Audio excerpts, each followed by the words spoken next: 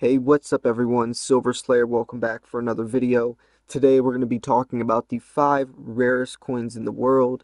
These coins are extremely unique, extremely hard to find, and also making them extremely expensive. These coins have amazing backstories, amazing history. There's so much character into each one of these stories that I'm going to share with you guys, and I'm just really excited to share this type of video. I'm gonna start making different type of content, not just teaching you guys how to stack silver or the best investing strategies, etc. I want to go into some entertaining facts, some educational stuff, branching out a little bit more. I hope you guys do enjoy that. And also, by the way, I want to thank everyone for the amazing amount of support on my last video. That video is doing extremely well, so I just want to say thank you all. So anyways, we can go into the first coin, which is the 1913 Liberty Head nickel.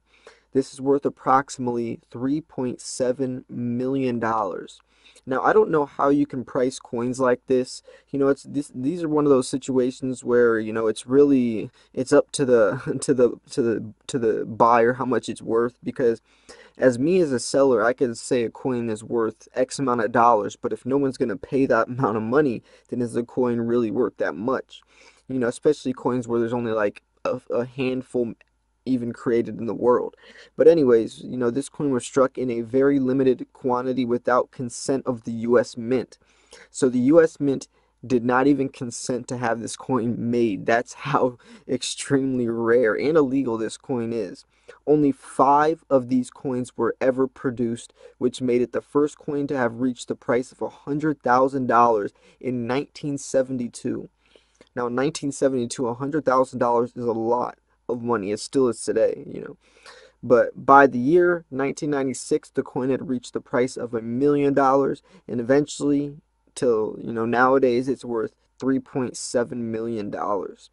It's a beautiful coin. It's just extremely cool that a coin isn't even, doesn't even have the consent of the US government, but still 5 were made. And I'm curious who owns these coins. I could probably look up and, see what auctions they had, if they are even auctions, or if it's even legal to have an auction of this coin because the US government won't even consent. But I don't know, it's just a really cool story. So now we're going to talk about the coin number 2, which is the 1943 copper penny.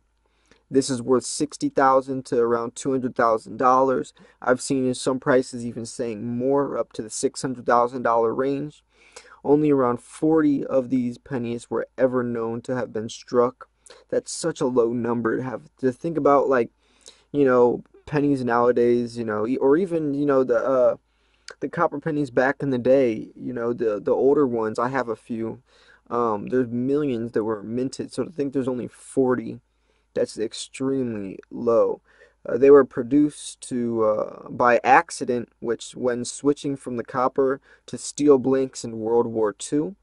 This error wasn't even found until after the war had ended, with only 12 that have been confirmed to exist.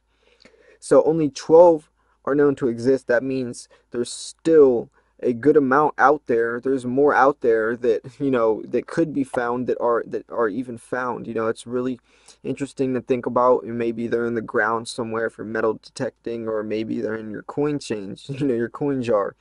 But extremely rare. It's really cool to see interesting facts like this, where they didn't even know the coin was struck till after the war ended. So really interesting. Another really expensive coin. I have a lot of pennies. The key date pennies are a little more common than most other coins, so yeah, I don't know. It's pretty interesting. Anyways, we can go to coin number 3, which is the 1870 S, or seated. S stands for seated silver dollar, worth approximately $1 million. It is known for not having a mint mark, which indicates the city it was produced in. You guys know that, Carson City Mint, etc.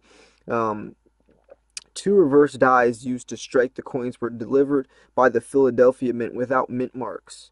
Speculation about why this coin had no mint mark shows it was an intentional accident to make this coin a presentational piece. That's an interesting story. Not all these mints are perfect. People, especially, no one knows when you hire someone their intentions, their motives, and not everyone is the perfect worker, has the perfect intentions on everything. But there are other factors as well. There's die varieties, there's mint marks. Usually when you have a coin that is a mint error, it's usually the date. The date has a number that's a little off print or something like that, or the edge or something, or maybe the die on it isn't the correct, whatever. But I don't know. I thought that was an interesting one as well. Still $1 million coin, so definitely one of the rarest. Now we have number four, which is the 1794 flowing hair silver dollar, worth around $10 million. A $1 coin is worth $10 million. It is the first dollar coin to be issued by the U.S. government. This coin was only struck for 2 years later, being replaced by the draped bust dollar coin. Because of its history and age, this coin has become the highest valued coin in history. That's a beautiful coin. It's the first coin ever minted by the U.S. government. That's a really cool fact about that. It's really cool. I never knew that. I love constitutional silver like Morgans and Barber dollars, Walking Liberties. I love all the constitutional silver, Mercury dimes, Barber dimes.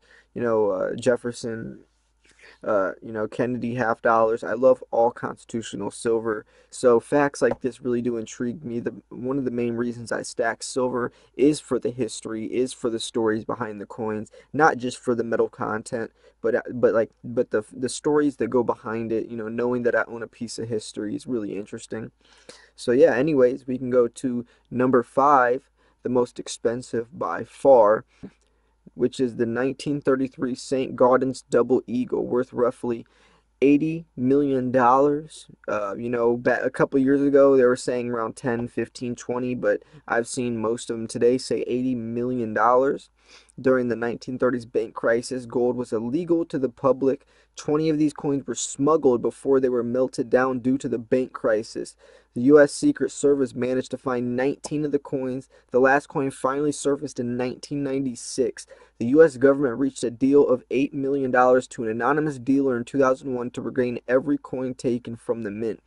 That is a movie scene right there. Like that's an FBI movie scene.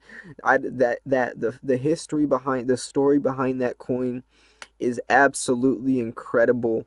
I cannot believe that that they found 19 of the coins, and then the last one they still had to find, but it didn't surface until 2001, and the own government paid the guy millions of dollars just to get the coin in possession because they tried to see. That's just a really, really crazy story. I really think that that should be a movie if it already isn't. But I don't know. Yeah, so talking about these types of coins, these are numismatic value. These coins there's no value of the metal content inside these coins. It's strictly for the history, for the mintage numbers and the rarity. And that's something that's really important to remember when you're looking at premiums on top of coins. So a lot of you guys aren't stackers, so I'm going to explain what premiums are. Premium, so spot price. So let's say I have an American Eagle that has 1 ounce of silver in it. Let's say spot price is $15. So if it's a slabbed coin, a slabbed eagle, and it's like a MS70, and the coin's going for $30 and spot price is $15, that means there's a $15 premium on top of spot price, because there's $15 you're paying extra on top of the price of silver, the silver content. So these coins have extremely high premiums. They're not selling for the metal content. They're selling for the premium, the numismatic value. There's factors on top of the metal value. That's what you're paying for. So if you're trying to stack silver, you need to remember, or you need to figure out what type of coins you're buying, what type of stacker you want to be. Are you a bullion stacker just buying the metal content? Or are you interested in coins like this where there's some really cool history behind it, and you want to buy the character, buy the story behind the coin? Those usually have a lot higher premiums. They're more expensive, but you can also resell and make more money because they're usually more rare, less are minted. So, you really have to think about which direction you want to go. That's really going to play into your coin collecting journey. So anyways, I hope you guys did enjoy this video. This was Silver Slayer. If you did enjoy this video, make sure to give it a thumbs up. Also, subscribe for more content like this. Check out my last video. Let me know which one of these coins was your favorite. I'm really interested to see which one your favorite was. What was your favorite story? Or do you like the 1933, double, or the St. Gaudens, or do you like the penny? Do you like the 1870 seated silver dollar? Which one do you like? All these stories are really interesting. They're all very different from each other as well, which is pretty interesting. A lot of times I feel like coins have the same mundane story, like, where a couple thousand were minted, but that's all, or everyone owns them and they're not being sold or circulated in the market, which brings a more rare factor. But I don't know, these stories are really interesting, hence why they're probably so expensive. But I don't know, I love this type of video. Also, make sure to let me know if you like content like this. If you do, let me know. I'm going to start trying to change my channel up a little bit and diversify out. But anyways, this was Silver Slayer. Hope you guys enjoyed this video. See you guys soon. Peace.